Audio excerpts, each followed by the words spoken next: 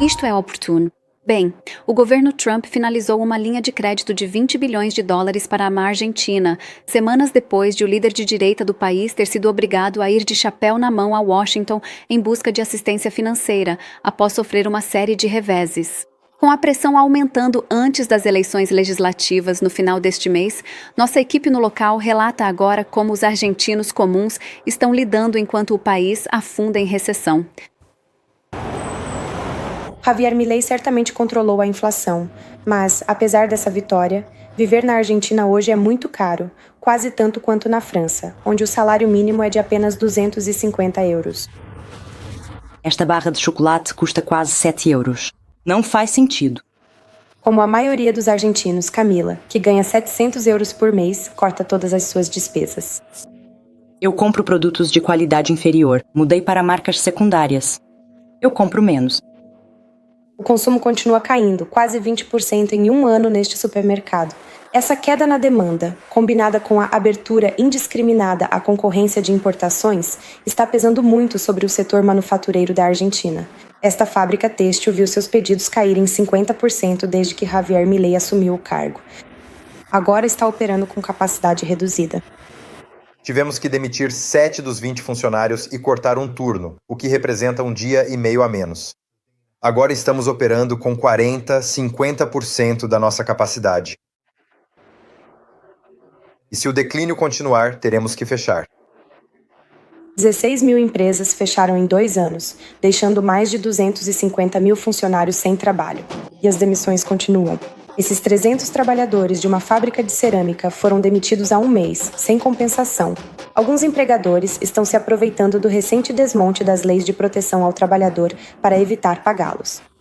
Fernando era um grande admirador de Javier Milei e agora se sente traído. Foi Milei quem permitiu que essa situação acontecesse. Eu votei nele e peço desculpas a todos os argentinos que agora estão em uma situação terrível. Eu me sinto culpado porque realmente acreditei que as coisas melhorariam com ele, mas não estamos em situação melhor. Olhe ao redor. Esse cenário econômico sombrio é uma das razões para a recente perda de popularidade de Javier Milei. As eleições parlamentares no final de outubro prometem ser desafiadoras para ele. Para falar mais sobre isso, estamos agora com Ignacio Lapac, analista político e professor de política latino-americana e relações internacionais na Universidade Católica Argentina.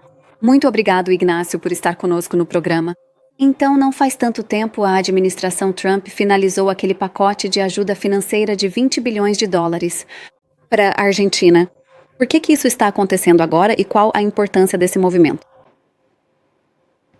Eu diria que é bastante significativo porque os EUA raramente ofereceram apoio financeiro a países da América Latina, especialmente a países tão distantes como a Argentina.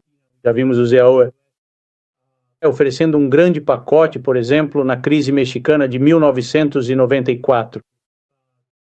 Isso, para a Argentina, é realmente algo sem precedentes.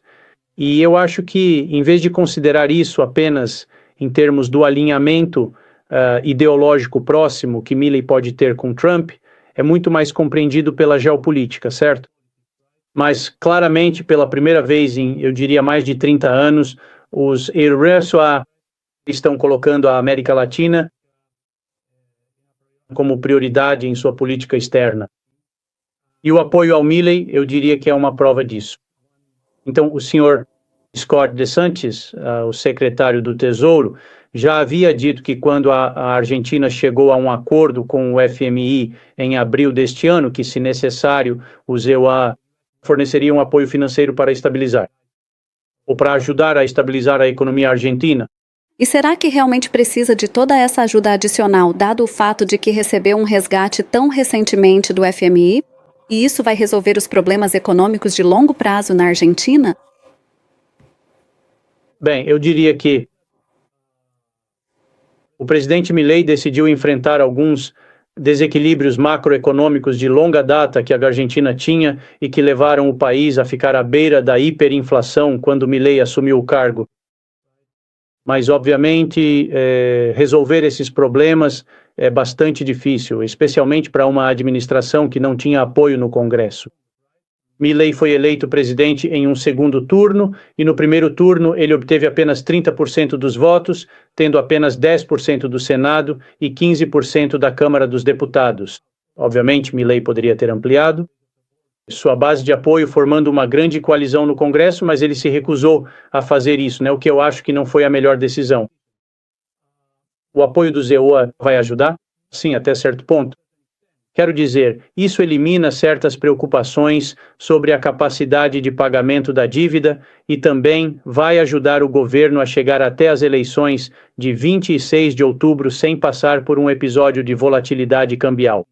Normalmente, antes das eleições, você vê uma proteção por parte dos cidadãos argentinos que basicamente compram dólares por precaução. Isso, junto com o fato de que o Banco Central da Argentina tem pouquíssimas reservas,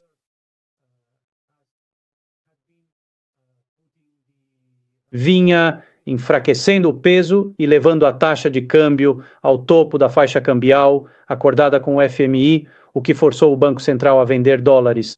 Então, esse anúncio de Scott Bessent e essa operação que os Sariwa realizaram hoje, basicamente comprando pesos e vendendo dólares, é algo que pode trazer alguma estabilidade cambial até que as eleições terminem. Mas, obviamente, isso não resolve os problemas antigos da Argentina, que não começaram no dia em que Milei assumiu a presidência, mas pelo menos desde, eu diria, o primeiro governo de Cristina Kirchner, quando o governo optou por adotar uma política macroeconômica populista. Você mencionou as eleições aí. Como se espera que ele se saia nessas eleições parlamentares daqui a algumas semanas? Eu diria que há 3 ou 4 meses, o cenário parecia muito mais favorável para Milei, graças ao seu sucesso em reduzir a inflação. Mas uma série de escândalos significativos, um deles um escândalo de corrupção envolvendo sua irmã, e o fato de que, desde abril, a economia permaneceu estagnada devido, eu tenderia a pensar, a alguns erros não forçados cometidos pelo governo, especialmente no âmbito do câmbio, da política monetária e da política salarial, prejudicaram a aprovação do governo. Além disso, a estratégia eleitoral do governo foi mal elaborada, no sentido de que, por um tempo, o governo contou com aliados para aprovar legislações no Congresso. Esses aliados eram governadores provinciais ou líderes de outros partidos. Mas quando chegou o momento de selar alianças para as eleições, Milei decidiu competir com seu partido, La Libertad Avanza, em cada província. Exceto em alguns poucos distritos nos quais ele firmou um pacto com o Partido Radical ou com o Partido Pró-Maurício Macri. E ele também escolheu candidatos não muito bons para compor as chapas, e isso obviamente prejudicou suas chances. Então, no momento, não está claro se La Libertad será o partido mais votado em nível nacional. Se for, será principalmente por causa da fragmentação da oposição, pelo fato de que o peronismo não concorre com o mesmo selo, com a mesma legenda partidária nas 24 províncias da Argentina. E a principal questão é se La Libertad Avanza conseguirá 1/3 da Câmara dos Deputados, o que protegeria Milei de, por exemplo, a derrubada de um veto presidencial. Em nenhum momento Milei poderia esperar ter maioria no Congresso, porque apenas metade da Câmara dos Deputados está sendo renovada e 1/3 do Senado. E era aritmeticamente impossível obter uma vitória que pudesse lhe dar maioria. Mas pelo menos esperava-se que ele tivesse, em melhores condições, entre ele e os blocos aliados, cerca de 100, 110 cadeiras das 257 da Câmara dos Deputados. Agora, acho que o mais realista é pensar em La Libertad Avanza, seu partido chegando a 1/3 da Câmara dos Deputados.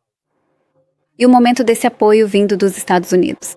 E o fato de que ele, Milei, está indo para a Casa Branca novamente para outra reunião com Trump, isso realmente vai ajudá-lo com os eleitores? Ou será que é um obstáculo por estar tão perto dessas eleições? Acho que podemos pensar na situação pela qual a Argentina está passando, como se o governo tivesse 3 frentes de batalha. Tem a ver com o mercado financeiro. O segundo, o Congresso. O terceiro é a opinião pública e as eleições.